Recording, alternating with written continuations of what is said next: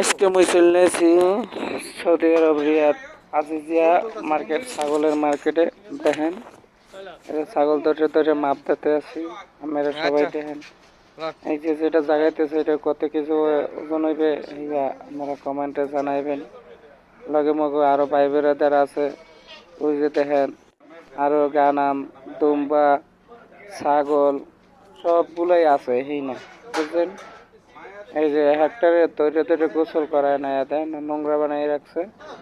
ওই যে দেন লেজটা কত বড়, ওইটার শিং কত বড়, ওই যে দেখছেন। এটা আরো আছে সাইডে, আরো বিভিন্ন ধরনের জাতের ছাগল আছে।